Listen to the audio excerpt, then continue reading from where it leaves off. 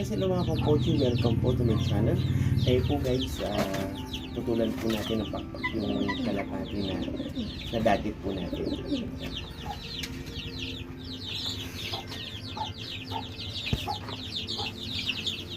So ito guys yung kalapati natin guys na nadagit. Actually may sugat po siya sa pakpak.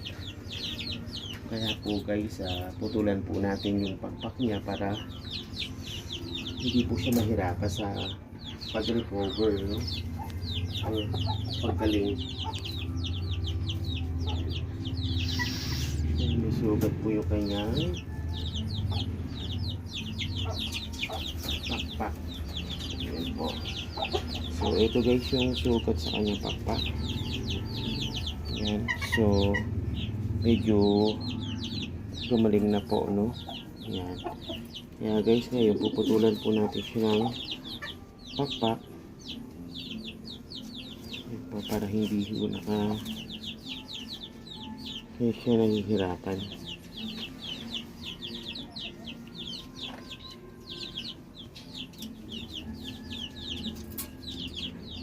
Yes.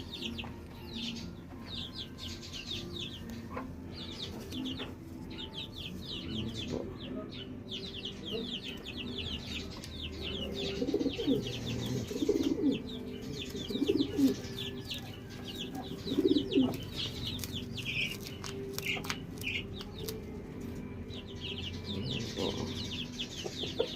So don't worry guys, tutubo rin naman yung pakpak niya if ever.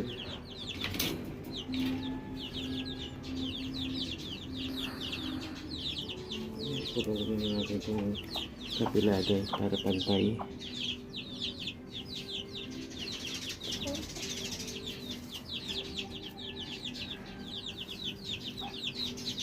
Ayan.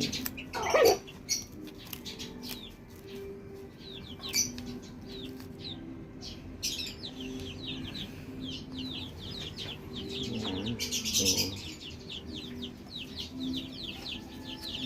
ayan. Okay, para mabilis po siya makarecover. Ayan. So actually guys, wala naman siya ibang sugat kundi dito lang. Ito lang po yung kanyang sugat. So okay na po guys.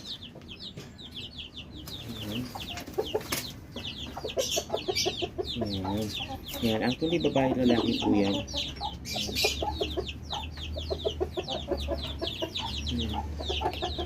Okay guys, mission accomplished. Puto na natin yung pakpak. Kaya lang guys, may problem. Nakawala yung kalapati. Ito naman sa ilalim. Babalik naman din mo yun. Uuwi naman din mo yung mga kaposi.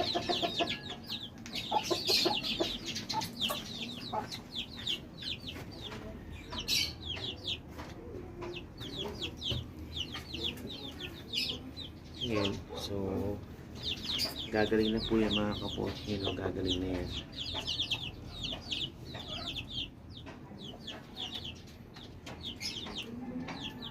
Yan, babae lalaki po yan, blue bar. Yung ating kalapati yung po na yung blue bar, no? Sana po magpares yan. Yan po yung isa na walang pares, kaya nalulungkot. Wala siyang kapares, wala siyang kapareha. Hinahanap ko pa yung nawala, yung makawala na isa. Dito kasi nakakulong yan eh. Baka mo nagdaan sa taas, baka doon nagdaan sa taas, nakakawala. Titignan natin mamaya ay baka babalik. Baka bumalik po yun mga kapochi. At ito na po yung mga sisiw natin. Update ko po kayo. Ayan. Malalaki na. May mga pakpak na, oh.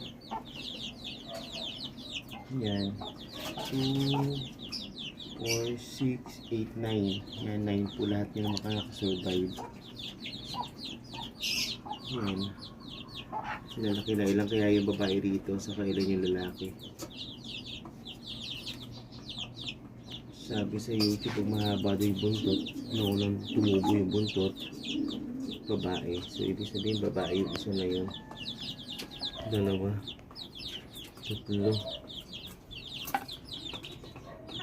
Yan, lalaki na nila. Yan, may mga itlog pa po tayo ng Rhode Island, guys. Hindi pa po nililimliman, pero hopefully, if ever hindi ko siya malimliman, meron naman po tayong incubator na nakaabang kanila. So, eto po yung itlog. Yan yung itlog po ng mga Rhode Island. Ayan, ang dami po. Ayan. So, sana po mapisa. So, may naglilimlim pa po. Yun po yung isa natin manok. Naglilimlim. Ayan. Okay, so ito lang po yung ating update po natin mga kapochi sa susunod po natin vlog. Hopefully, please watch and don't forget to subscribe my channel. Okay, bye-bye mga kapochi. Salamat!